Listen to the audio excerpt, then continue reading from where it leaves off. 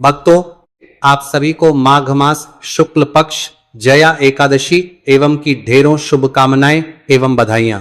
भक्तों, आज के इस वीडियो में हम बात करेंगे जय एकादशी के विषय में कि माघ शुक्ल जया एकादशी का व्रत किस दिन किया जाएगा, 28 जनवरी या फिर 29 जनवरी। भक्ति बड़े कंफ्यूजन की स्थिति में है, तो आज हम आपके इस कंफ्यूजन दूर करेंगे।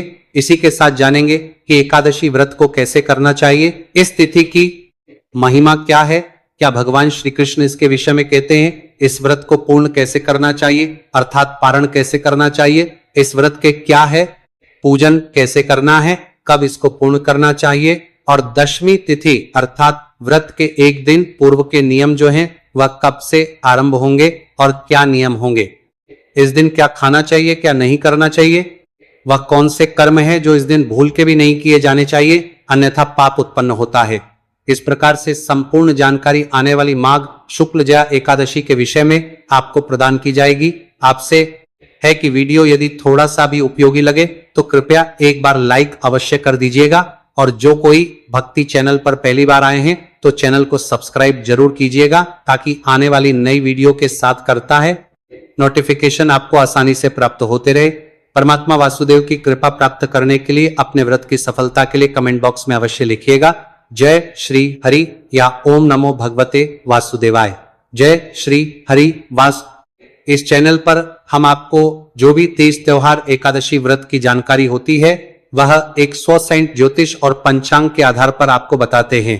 कौन सी तिथि कब है, व्रत आदि कब करना है, क्या विधि है, क्या नियम है और क्या गलती नहीं करनी। यदि आप सभी व्रत और त्योहारों की सही शास्त्रीय जानकारी पाते रहना चाहते हैं तो कृपया चैनल को सब्सक्राइब कीजिए और बेल आइकॉन को प्रेस कीजिए। जब आप सब्सक्राइब का बटन दबाएंगे तो वहां एक घंटी का निशान बना हुआ आएगा, उसको अवश्य दबाइएगा, तभी आपको हमारे सारे वीडियो प्राप्त होंगे, अन्यथा जानकारी छूट जाएगी। आइए प्रिय दर्शकों, जानकारी आरंभ करते हैं। बात करते हैं आने वाली एकादशी की। प्रिय भक्तों, माघ मास की प्रत्येक तिथि की बड़ी महिमा है।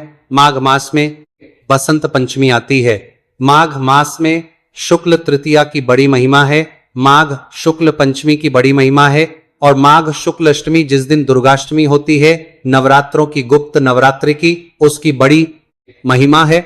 माघ शुक्ल नवमी की भी बड़ी, तो माघ मास बड़ा महत्वपूर्ण माह होता है। भगवान नारायण कहते हैं कि जो माघ स्नान करता है या माघ मास की एकादशी का व्रत करता है उसके सभी पापों का वह नाश कर देते हैं। माघ मास की अपनी अद्भुत महिमा है। साहब, माघ मास के विषय में आप जानते ही हैं, माघ स्नान से बड़े बड़े पाप नष्ट हो जाते हैं और जब माघ मास का शुक्ल पक्ष शुरू हो जाता है तो वहां तो एक एक तिथि में भर भर के पुण्य है। देखिए, इस बार द्वितीया को अर्थात 20 तारीख को द्वितीया होगी और द्वितीय को बड़ा ही शुभ योग बन रहा है। व्यतिपात योग और पंचक अनंत गुणा फल है इसका। उसके बाद माघ शुक्ल तृतीया के विषय में कहा ही गया है, पद्म पुराण में वर्णन आता है कि माघ शुक्ल तृतीया पर जो प्रातः काल स्नान करता है और भगवान शंकर की आराधना करता है, उनको तिल और जल अर्पित करता है, उसके सभी पापों का नाश होता है माघ शुक्ल। सब जानते हैं बसंत पंचमी होती है, माघ शुक्ल अष्टमी और नवमी, यह दोनों ही गुप्त नवरात्रि की दुर्गाष्टमी और दुर्गा नवमी है। उसके बाद एकादशी आ जाती है। शास्त्र कहते हैं कि जया एकादशी मनुष्य को जय दिलाने वाली है, विजय दिलाने वाली है। जो मनुष्य इस दिन विधिवत भगवान नारायण का पूजन करता है और भगवान नारायण को शंख से स्नान कराता है, उसके सभी पापों का नाश हो जाता है। इस एकादशी का पुण्य कई हजार गुना अधिक कहा गया है। माघ मास के शुक्ल पक्ष की जया एकादशी उन सभी मनुष्यों के लिए बहुत अधिक कल्याणकारी है जिनके जीवन में किसी न किसी प्रकार की समस्या परेशानी चल रही है। अगर वो परेशानियों पर विजय प्राप्त करना चाहते हैं तो ये जय एकादशी बहुत ही कल्याणकारी होती है। ये एकादशी मनुष्यों के सभी पापों का नाश करने वाली है। जिस प्रकार से इसने 2 गंधर्वों के पाप को नष्ट कर हुए और देवराज इंद्र के श्राप को नष्ट करते हुए उन्हें पुनः गंधर्व रूप प्रदान किया था, उसी प्रकार से जो मनुष्य इस एकादशी का व्रत करता है उसके सभी पाप नष्ट हो जाते हैं। भगवान कृष्ण कहते हैं कि हे युधिष्ठिर, माघ मास के शुक्ल पक्ष की जया नाम की एकादशी का व्रत करने मात्र से मनुष्य ब्रह्म हत्या आदि बड़े बड़े पापों से छूटकर मोक्ष को प्राप्त होता है तथा इसके भाव से भूत पिशाच आदि योनियों से मुक्त हो जाता है। इस व्रत को विधि पूर्वक करना चाहिए। यदि आप इसके नियमों का पालन करते हुए व्रत करते हैं और पूर्ण करते हैं तो विधि विधान से व्रत करने वाले मनुष्य की सभी इच्छाएं पूरी होती हैं। इस एकादशी पर पितृ तर्पण अवश्य करना चाहिए।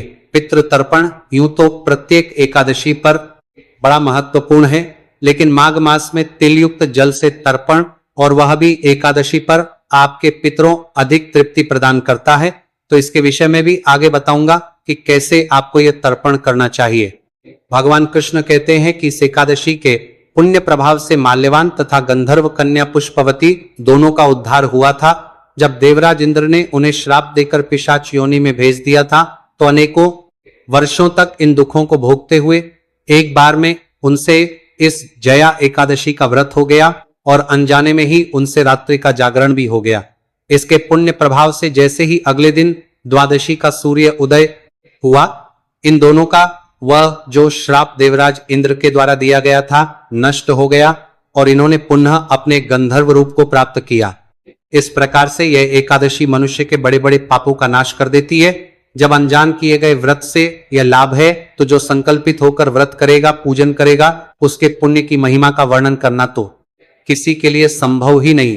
तो प्रश्न आता है कि यह व्रत जब इतना अधिक फलदायी है तो व्रत करना कैसे चाहिए, व्रत की विधि क्या है और नियम क्या है और किस प्रकार से इसका पालन करना चाहिए।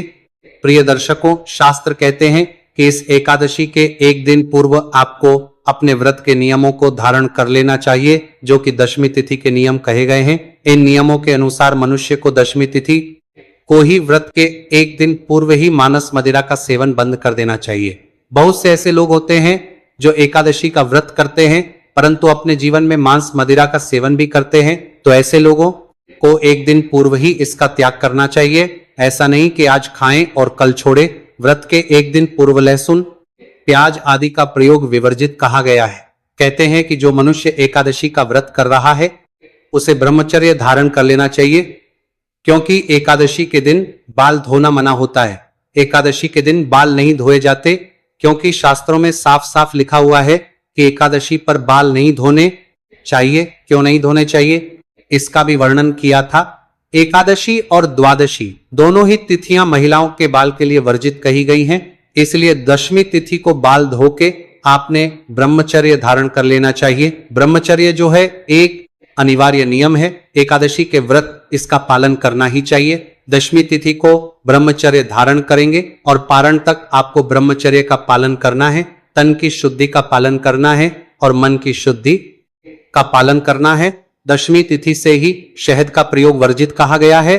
तो आप यदि एकादशी के व्रत पंचामृत जब बनाएं तो उसमें शहद का प्रयोग नहीं करेंगे, द्वादशी को भी नहीं करेंगे। एकादशी में चावल आदि नहीं खाए जाते हैं, ये तो सब आप जानते हैं, बताने की बात नहीं। एक दिन पूर्व ही मसूर की दाल का प्रयोग भी वर्जित कहा गया है। लाल मसूर की जो दाल होती है ना, उसे दशमी तिथि को ही त्याग देना चाहिए। इस प्रकार से इन त्याग को करते हुए आपको दशमी तिथि का पालन करना है। दशमी तिथि को एक वक्त का आहार कहा गया है। यदि आपके लिए यह नियम पालन करना संभव है, अवश्य करना चाहिए। केवल दिन में दिवसकालीन समय में ही आपको अन्न ग्रहण करना चाहिए। रात्रिकालीन बेला में अन्न ग्रहण नहीं करना चाहिए। लेकिन आज के समय बहुत सारी दवाइयां चल रही होती है, बहुत सारी पता है, सारी शारीरिक परेशानियां हैं, तो जिनसे यह नियम पालन ना हो वह ऐसा नहीं कि अपने स्वास्थ्य के साथ कुछ परेशानी हो जाए। इसलिए जिसके लिए संभव हो वह इन नियमों का पालन करे। रात्रि को सोने से पहले अच्छे से दंत धावन करना चाहिए, जिससे कि मुंह में किसी भी प्रकार का अन्न का दान ना रहे। और एकादशी के व्रत वाले दिन आपको सुबह सूर्योदय से पहले उठ जाना चाहिए। माघ मास और माघ शुक्ल एकादशी पर गंगा स्नान का बड़ा फल है, यमुना स्नान का बड़ा फल है, त्रिवेणी स्नान का बड़ा फल है। जो लोग बाहर ना जा पाए वो घर पर ही गंगा के जल से स्नान करें। जो आपका स्नान करने का पात्र है, बाल्टी या टब जिसमें भी आप जल भरते हैं, उसमें पहले थोड़ा गंगा जल डालिए, फिर आप शुद्ध जल भरिए और उससे आप स्नान अगर संभव हो तो काले तिल उसमें डाल लीजिएगा। ये जो स्नान है ये बड़ा कल्याणकारी रहेगा। इस दिन आपको इस प्रकार से स्नान करना चाहिए। स्नान जो है वह सूर्योदय से पहले या सूर्योदय के समय तक हो जाए, वह उत्तम रहेगा। इसके दो लाभ है। एक तो ये माघ मास की एकादशी है, तो इससे माघ मास को समतर धारा चाहिए, मास के स्नान का फल भी प्राप्त होगा। माघ मास मातम में भी परसों के अध्याय में ही वर्णन आया था। अगर आपने सुना हो तो यदि मनुष्य 3 दिन, ब्रह्मदेव ने कहा है, मनुष्य 3 दिन माघ स्नान कर लेता है तो उसे भी अपने पापों से मुक्ति मिल जाती है। तो आप माघ मास के 3 दिन और 5 दिन में भी माघ स्नान का फल प्राप्त कर सकते हैं, पुण्य प्राप्त कर सकते हैं। ऐसे अवसरों को हाथ से नहीं जाने देना चाहिए। इसीलिए प्रयास कीजिएगा कि इस दिन आप सूर्योदय से पहले या अंतिम समय जब सूर्योदय हो रहा हो उस समय स्नान कर लीजिए। स्नान आदि करके स्वच्छ वस्त्र धारण कीजिए। स्वच्छ वस्त्र धारण करके आपकी की जो कथा आदि है उसको सुनिए। अगर मैं आदि सुनते हैं तो उसको सुनिए। फिर आप पहले एकादशी का पूजन कर सकते हैं, भगवान नारायण का। फिर आप एक साथ बैठकर महत्व में और एकादशी कथा आदि सुनिएगा। तो एकादशी वाले दिन आपको सूर्योदय से पहले उठकर स्नान आदि करना है। स्वच्छ वस्त्र धारण कीजिए और जो उपयुक्त स्थान है आपके यहाँ पर एकादशी के पूजन का, जहां आप भगवान की चौकी स्थापित करती है या वह स्थान जहां भगवान की पूजा करती है। अगर आपके मंदिर में ही भगवान पहले से विराजमान है तो वही आप पूजन कर सकते हैं। रक्त से चौकी लगा सकती है। मैं सामान्य सामग्री आपको बता देता हूं। क्या सामग्री की आवश्यकता होगी? पूजा के लिए आपके पास भगवान नारायण की कोई तस्वीर या प्रतिमा होनी चाहिए, भगवान विष्णु की। इसके अतिरिक्त उन्हें स्थापित करने के लिए एक चौकी होनी चाहिए। उस पर बिछाने के लिए पीला या लाल वस्त्र होना चाहिए। पूजा में अर्पित करने के लिए रोली मोली पान के 2 पत्ते आएंगे, एक आज के लिए, एक पारण वाले दिन के लिए सुपारी 2 आएंगी, लौंग इलायची कम से कम 5 साथ आएंगी, धूप और दीप दिया 2 दिन जलेगा। आप चाहे तो एकादशी के दिन ही अखंड ज्योत जला सकते हैं, जो आज से एकादशी व्रत वाले दिन सुबह जब पूजन करेंगे तब आरंभ होगी, जलाई जाएगी और यह अगले दिन पारण तक जलानी है। या आप आज दिया जलाइए पूजा के समय और उसके बाद कल फिर से दिया जलाइए के रूप में। इस एकादशी पर भी तिलयुक्त कोई मिठाई है तो उसका भोग लगाना उत्तम रहेगा। अन्यथा आप ततु फल ला सकते हैं। अमरूद का समय है, अगर आप अमरूद अर्पित करते हैं भगवान को तो कल्याणकारी है। अगर यह ना हो तो आप मिश्री अर्पित कीजिएगा। जिन क्षेत्रों में बताशे प्रयोग होते हो वहां बताशे प्रयोग कर सकते हैं। भगवान को अर्पित करने के लिए जनेऊ की आवश्यकता होगी। 2 जनेऊ चाहिएगी, एक व्रत वाले दिन और एक पारण वाले दिन के लिए। और इत्र ले लीजिएगा। इस सामग्री की आवश्यक रहेगी पूजा के लिए। इनमें से जो सामान घर पर है वह ठीक है, जो नहीं है वह आप मार्केट से ले लीजिएगा। एक तांबे का लोटा या पीतल का लोटा आपके पास होना चाहिए। वह जो आप प्रतिदिन पूजन में यूज करते होंगे वह भी प्रयोग कर सकते हैं। यह सारी सामग्री है जिसकी आपको आवश्यकता होगी और उसके बाद आप भगवान का पूजन करेंगे। संकल्प करते हुए संकल्प करना अनिवार्य है। बिना संकल्प के व्रत और पूजन उचित नहीं होता। तो संकल्प अवश्य कीजिएगा, फिर पूजन कीजिएगा। पूजन कीजिएगा, पूजन करके कथा श्रवण कीजिएगा। कथा के साथ विष्णु सहस्त्र नाम का श्रवण आप अवश्य कीजिएगा। विष्णु सहस्त्र नाम और कथा दोनों एक साथ, और फिर आरती कीजिएगा। यदि हमारे चैनल पर नए हैं तो सब्सक्राइब करिए। तो इस प्रकार से आप ये कथा सुन के और विष्णु सहस्त्र नाम सुनकर आरती कीजिए। इसके बाद आपने पितरों को जल अवश्य देना है, पितृ तर्पण अवश्य करना है। पितृ तर्पण की बड़ी ही सरल विधि मैंने पहले बहुत बार बताई, आप अभी संक्षिप्त में ही बताऊंगा कि आप गीता 7वें अध्याय को सुनते हुए पितृ तर्पण कीजिएगा। पितृ तर्पण एक ऐसी चीज है जिसको जितना किया जाए उतना कल्याणकारी होता है। प्रिय दर्शकों, आपके जीवन को अगर आपने सुगम्य बनाना है, सरल बनाना है, तो आपको निश्चित ही समय समय पर अपने पितरों की पूजा करनी चाहिए। पितृ तर्पण, जल तर्पण आदि करते रहना चाहिए। अगर आप ये करते रहेंगे तो निश्चित आपके जीवन में परेशानियां नहीं आएंगी। एकादशी पर आपने जल तर्पण करने के लिए लेना है तांबे का या पीतल का। उसमें पहले थोड़ा गंगा जल भरिए, फिर शुद्ध जल भरिए, थोड़े से काले तिल उसमें डालिएगा, मिल जाए तो डाल लीजिएगा। सफेद पुष्प डाल लीजिएगा। उस लोटे को लीजिए, एक आसन लगाइए, दक्षिण दिशा की ओर मुख करके बैठ जाइए। लोटे को रखिए सामने और फिर गीता के 7वां अध्याय का श्रवण कीजिए। गीता का 7वां अध्याय सुनिए। सुनने के बाद उसका जो पुण्य है वह अपने पितरों को अर्पित कीजिए। दोनों हाथों में लोटे को उठा लीजिएगा। भगवान नारायण का ध्यान करते हुए संकल्प कीजिए कि प्रभु, मैंने जो गीता का 7वां अध्याय सुना है, इससे जो भी पुण्य होता है वह संपूर्ण पुण्य में अपने पितरों को अर्पित करता हूं। ये उन्हें प्राप्त हो और इससे वह तृप्त हो। यह पुण्य आप अपने सभी पितरों को अर्पित करें। या आपको लगता है कोई ऐसा विशेष पितर जिसकी मुक्ति की संभावना कम लगती हो, कि या तो उनके कर्म कुछ ऐसे रहे हो या उनकी मृत्यु ऐसे हालात में हुई हो जहां मुक्ति ना मिलती हो, तो आप उनको विशेष रूप से इसका पुण्य अर्पित कीजिए, या आप सर्वे पितृ बोल सकते हैं, क्योंकि कई बार ऐसा होता है कि आपके जो अपने पितृ होते हैं जिनको आप जानते हैं, उनके अलावा भी कुछ पितृ होते हैं जो आपसे मुक्ति और तृप्त की कामना रखते हैं। तो आप जब सर्वे पितृ बोलेंगे, कहेंगे कि जो मुझसे इस जल की कामना रखते हैं उन सबको मैं पुण्य फल और जल अर्पित करता हूं। तो इस प्रकार से संकल्प कीजिए कि यह पुण्य उन्हें प्राप्त हो। फिर जो लोटे में जल है ना, इससे तर्पण कीजिए। एक बड़ा पात्र लीजिए और तर्पण शुरू करेंगे। तो आपके सीधे हाथ में अंगूठा और उंगली के बीच का जो क्षेत्र है ना, वो पितृ तीर्थ कहा जाता है। वहां से आप जल गिराते हुए, जल छोड़ते हुए तर्पण कीजिएगा। उल्टे हाथ में लोटा पकड़िए, वहां से उस तरीके से जल के तर्पण कीजिएगा।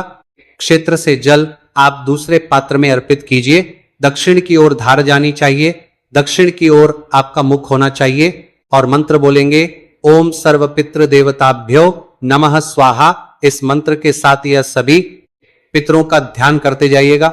उनका नाम या जो आपका संबंध उनके साथ है वह स्मरण करते हुए उन्हें यह जल तर्पण कीजिए कि हे मेरे पितरों, इस जल तर्पण को स्वीकार करो, ग्रहण करो, ग्रहण करो, ग्रहण करो। यह तर्पण आपने अवश्य करना है। एकादशी पर तदोपरांत यह जल आप पीपल पर दे दीजिएगा। यदि रविवार का हो तो फिर आप किसी अन्य वृक्ष में भी दे सकते। इसके बाद आप नियमानुसार दिन को व्यतीत कीजिए। शांतचित रहिए, किसी के प्रति वैर भाव नहीं, किसी का हित नहीं करना, किसी का बुरा नहीं करना, किसी को अपशब्दों का प्रयोग नहीं करना। सायंकाल को कीर्तन करना चाहिए। कीर्तन के लिए आप आसपास अगर कीर्तन होता है तो वहां जाइए। जो आपको कीर्तन का फल प्रदान करते हैं तो आप उस वीडियो का लाभ लीजिए, उसको सुनिएगा और उसके बाद आप फल आहार कर सकते हैं। फलाहार आहार के रूप में केवल फल ही आपको खाने चाहिए। एकादशी के व्रत में यूं तो आजकल लोग कुट्टू, श्रावक, सिंघाड़ा सब कुछ खा लेते हैं। उससे व्रत खंडित तो नहीं होता, परंतु उसके पुण्य में कमी जरूर आ जाती है। इसलिए मैं सदा आपसे यही कहता हूं कि यदि आप इनको खाने से बचे तो उत्तम रहेगा। आप केवल फल और दूध के साथ ही इस व्रत को करें, वह सर्वोत्तम है। शास्त्र कहते हैं कि एकादशी के व्रत में आप आहार लेते हैं वैसा ही पुण्य आपको प्राप्त होता है, और जितनी बार आहार लेते हैं उसी के अनुसार पुण्य घटता जाता है। लोग क्या करते हैं, सुबह पूजा कर ली, फिर फल खा लेंगे, फिर दिन में जूस पी लेंगे, फिर साइल को फिर से कुटु, श्रावक, श्रृंगारे से बनाकर कुछ खा लेंगे। यह व्रत नहीं। व्रत में केवल एक ही वक्त अगर फल आहार लेना तो एक ही वक्त फल खाइए और दूध ले लीजिए, इससे अधिक कुछ नहीं। निर्जला करना चाहते हैं निर्जला कर सकते हैं। यह व्रत सजला और निर्जला दोनों ही प्रकार से किया जाता है। रात्रि को जागरण अवश्य करना है। जागरण की बड़ी महिमा है, और जागरण का मतलब यह नहीं कि आप टीवी देखते हुए जागरण कर, आप भगवान के स्रोत और पाठ करते हुए या सुनते हुए जागरण कीजिए। तो जो अभी आपको बताया उसमें वह सभी स्रोत और पाठ होते हैं जिनको सुनते हुए आप रात्रि जागरण का फल प्राप्त कर सकते हैं। तो इस वीडियो का लाभ अवश्य लीजिएगा। रात्रि जागरण कम से कम 2000 बजे तक कीजिए, कल्याणकारी होता है। और अगले दिन पारण के लिए सूर्योदय से पहले उठ आपके लिए उनकी प्राप्ति सरकार कर चलाया है, उसको लेकर बाहर कार्य कर देते हैं और बाहर कर देते हैं। जाइए, उठने के बाद स्नान आदि करके स्वच्छ वस्त्र धारण कीजिए, विधि विधान से पूजन कीजिए। पारण की पूजा बड़ी महत्वपूर्ण है। और अभी बता दूं, पारण सबसे महत्वपूर्ण चीज है। वह व्रत जितने मर्जी अच्छे तरीके से कर लीजिए। यदि आपने पारण सही प्रकार से नहीं किया तो सारा क्षीण हो जाता है। और पारण इसलिए आवश्यक है क्योंकि शास्त्र कहते हैं कि यदि आपने विधान से पारण नहीं किया व्रत का तो आपको केवल 30% पुण्य ही प्राप्त होता है, चाहे आप जितना मर्जी अच्छा व्रत क्यों ना करें। इसलिए पारण जरूरी है। अब पारण की पूरी विधि में अगली वीडियो में आपको बताऊंगा कि कैसे पारण करना है, क्या पूजा विधि है। पारण के 3 नियम होते हैं कि पारण व्रत के अगले दिन अगर द्वादशी है तो द्वादशी में, लेकिन द्वादशी के पहले सा घंटे निकल जाने के बाद, क्योंकि द्वादशी के पहले सा घंटे व्रत के लिए बने हैं, वो एकादशी के पहले सा घंटे हरिवासन का समय होता है। कई बार हरिवासर अगर दिन में आता है तो आपको पारण का देखना होता है। हरिवासर का समय निकल जाने के बाद और सूर्योदय के बाद ही पारण किया जाता है। यह मूल सिद्धांत है। पारण के इन नियमों का सदा पालन करना चाहिए। उसके बाद शुभ मुहूर्त और बाकी चीजें आपके हैं, क्योंकि भक्तों शास्त्री भी कहते हैं कि शुभ मुहूर्त में किया हुआ पूजा पाठ कभी निष्फल नहीं जाता, हमेशा लाभ ही प्रदान करता है। या भक्तों वीडियो अच्छी लगी हो तो वीडियो को लाइक करके चैनल को सब्सक्राइब करना ना भूलिएगा, ताकि आने वाली नई वीडियो का नोटिफिकेशन आपको आसानी से प्राप्त होते रहे। वीडियो के अंत तक बने रहने के लिए आप सभी का धन्यवाद। मिलते हैं एक और नई वीडियो के साथ। इस प्रकार से यह एकादशी मनुष्य के बड़े बड़े पापों का नाश कर देती है। जब अनजान किए गए व्रत से यह लाभ है, तो जो संकल्पित होकर व्रत करेगा, पूजन करेगा, उसके पुण्य की महिमा का वर्णन करना तो किसी के लिए संभव ही नहीं। तो प्रश्न आता है कि यह व्रत जब इतना अधिक फलदायी है तो व्रत करना कैसे चाहिए, व्रत की विधि क्या है और नियम क्या है और किस प्रकार से इसका पालन करना चाहिए। प्रिय दर्शकों, शास्त्र कहते हैं कि इस एकादशी के एक दिन पूर्व आपको अपने व्रत के नियमों को धारण कर लेना चाहिए, जो कि दशमी तिथि के नियम कहे गए हैं। इन नियमों के अनुसार मनुष्य को दशमी तिथि को ही व्रत के एक दिन पूर्व ही मांस मदिरा का सेवन बंद कर देना चाहिए। बहुत से ऐसे लोग होते हैं जो एकादशी का व्रत करते हैं परंतु अपने जीवन में मांस मदिरा का सेवन भी करते हैं। तो ऐसे लोगों को एक दिन पूर्व ही इसका त्याग करना चाहिए। ऐसा नहीं कि आज खाएं और कल छोड़े। व्रत के एक दिन पूर्व लहसुन, प्याज आदि का प्रयोग विवर्जित कहा गया है। कहते हैं कि जो मनुष्य एकादशी का व्रत कर रहा है उसे ब्रह्मचर्य धारण कर लेना चाहिए, क्योंकि एकादशी के दिन बाल धोना मना होता है। एकादशी के दिन बाल नहीं धोए जाते, क्योंकि शास्त्रों में साफ साफ लिखा हुआ है कि एकादशी पर बाल नहीं धोने चाहिए। क्यों नहीं धोने चाहिए, इसका भी वर्णन किया था। एकादशी और द्वादशी दोनों ही तिथियां महिलाओं के बाल के लिए वर्जित कही गई हैं, इसलिए दशमी तिथि को बाल धो के आपने ब्रह्मचर्य धारण कर लेना चाहिए। ब्रह्मचर्य जो है एक अनिवार्य नियम है, एकादशी के व्रत इसका पालन करना ही चाहिए। दशमी तिथि को ब्रह्मचर्य धारण करेंगे और पारण तक आपको ब्रह्मचर्य का पालन करना है। तन की शुद्धि का पालन करना है और मन की शुद्धि का पालन करना है। दशमी तिथि से ही शहद का प्रयोग वर्जित कहा गया है, तो आप यदि एकादशी के व्रत पंचामृत जब बनाएं तो उसमें शहद का प्रयोग नहीं करेंगे, द्वादशी को भी नहीं करेंगे।